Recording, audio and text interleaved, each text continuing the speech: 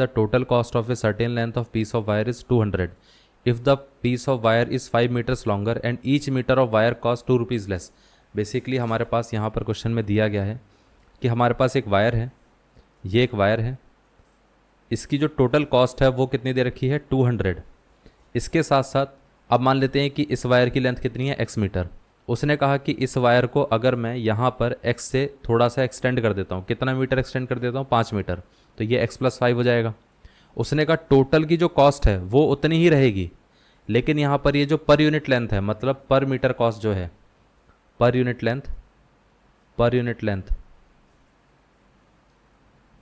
Length की जो cost है वो कितनी हो जाएगी, वो 2 रुपये कम हो जाएगी, 2 रुपी लेस। इतना क्लियर है। इसका मतलब ये है कि हम ऐसा बोल सकते हैं ना कि इनिशियल हमारे पास कॉस्ट कितनी थी, कॉस्ट पर यूनिट लेंथ कितनी थी, इनिशियली हमारे पास कितनी थी, इनिशियली हमारे पास थी 200/x और बाद में फाइनल कितना हो गया, फाइनल हो गया हमारे पास 200/x+5। अब उसने कहा है कि ये जो अमाउंट है ना ये इससे 2 रुपये कम है। इसका मतलब ये है कि हम ऐसा बोल सकते हैं ना कि इसमें से अगर हम इस वाले अमाउंट को माइनस करते हैं तो वो कितना आ जाएगा, वो आ जाएगा 2। इतना क्लियर है। अब देखिए, अगर आपको यहाँ पर इक्वेशन समझ में नहीं आती है तो आप डायरेक्टली भी सोच सकते हो कि यहाँ पर अगर हमारे पास डिनोमिनेटर बड़ा हो जाता है तो ये वाली क्वांटिटी ऑटोमेटिकली बड़ी रहेगी, ये वाली क्वांटिटी छोटी होगी। जितना डिनोमिनेटर बड़ा होगा उतना ही हमारे पास क्वांटिटी छोटी हो जाएगी। तो इसी में से इसको माइनस करना है ताकि हमारे पास ओवरऑल वैल्यू 2 आ जाए। इतना क्लियर है। अब देखिए, यहाँ से हम ऐसा बोल सकते हैं ना कि ये 200 अगर पूरे में कॉमन आ जाएगा तो ये आ जाएगा 1/x minus 1/x+5 equal to कितना आ गया, 2 आ गया। अब यहाँ से हम ऐसा लिख सकते हैं 200, ये आ जाएगा हमारे पास, अगर एलसीएम लेंगे तो ये आ जाएगा x+5 minus x/x into x+5 is equal to 2। इससे हम इसको कैंसिल आउट कर सकते हैं तो यहाँ पर बचेगा क्या, 100 बचेगा। अब यहाँ से हम ऐसा बोल सकते हैं कि 100 और ये कितना हो जाएगा, x में से ये कैंसिल आउट हो जाएगा, बचेगा हमारे पास 5 बाई कितना आ गया, x² + 5x is equal to 1। इसको हम ऐसा भी तो बोल सकते हैं कि ये वाला पार्ट हमारे लिए क्या रहेगा, ये आ जाएगा 500 is equal to x² + 5x और इस पार्ट को अगर हम इस साइड ले जाएंगे तो ये आ जाएगा 0 is equal to x² + 5x minus का 500। अब यहाँ पर हमारे पास इक्वेशन आ जाती है x² + 5x माइनस 500। ये हमारी क्वाड्रेटिक इक्वेशन है। अब इसके हमें रूट्स निकालने हैं क्योंकि उसमें कहा गया है कि हमें लेंथ ऑफ वायर बताना है कितना आएगा।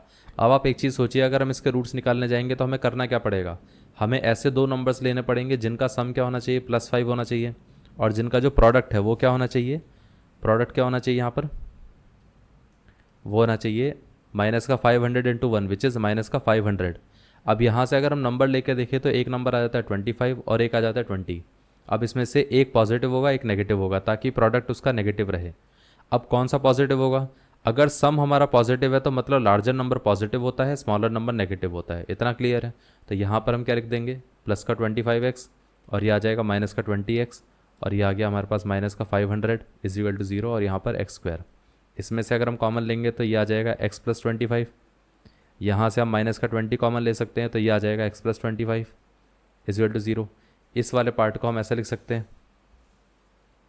ये कितना था x प्लस, यहाँ कितना था 25 और ये था x माइनस का 20 इंटू x + 25 ये दे रखा था। इसमें से हम x + 25 कॉमन ले सकते हैं तो ये आ जाएगा हमारे पास, यहाँ से बचेगा x और यहाँ से बचेगा माइनस का 20 इज इक्वल टू 0।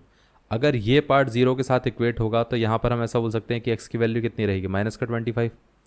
अगर ये पार्ट 0 के साथ इक्वेट करेंगे तो x की वैल्यू कितनी आ जाएगी, प्लस का 20। अब आप एक चीज़ सोचिए कि लेंथ ऑफ वायर, लेंथ जो है वो कभी भी क्या हो सकता है, नेगेटिव तो हो नहीं सकती है, ये तो नहीं पॉसिबल है। इसका मतलब ये वाला आंसर तो पॉसिबल नहीं होगा, तो इसका मतलब सिर्फ ये वाला आंसर होगा। तो हम ऐसा बोल सकते हैं ना कि लेंथ ऑफ वायर कितना है, length of wire is 20 metre. इतना क्लियर है। अब साथ में ओरिजिनल, क्योंकि हमें पहले वाली पर यूनिट कॉस्ट बतानी कितनी रहेगी, तो original length, original cost of wire per unit length की, पर यूनिट लेंथ की कितना रहेगी, वो आ जाएगी 200/20 विच इज़ ये कैंसिल आउट होगा तो यहाँ से ये 10 आ जाएगा, तो ये आ जाएगा 10 रुपीज़। इतना क्लियर है। और जब यहाँ पर लेंथ 25 हो गई थी तब उसकी कॉस्ट कितनी हो गई थी वो भी चेक कर लेते, ताकि हमें पता चल जाए कि हमारा आंसर सही आ रहा है कि नहीं। बाद में लेंथ हो गई थी 25 और कॉस्ट कितनी थी, टोटल कॉस्ट तो इतनी थी। तो अगर हम पर यूनिट लेंथ कॉस्ट निकालेंगे तो वो कितना आएगा, 200/25। ये कितना आ गया, ये आ जाएगा 8। इसको अगर आप कैंसिल आउट करोगे तो यहाँ से 8 आ जाएगा। अब 8 आंसर क्या है, इससे 2 रुपीज़ लेस है, तो मतलब क्वेश्चन में जो दिया गया था उसको ये सेटिस्फाई कर रहे हैं। इसका मतलब ये है कि हमारा जो आंसर आ रहा है वो हमारा आंसर करेक्ट है। ये पार्ट क्लियर हो गया, ये आंसर था।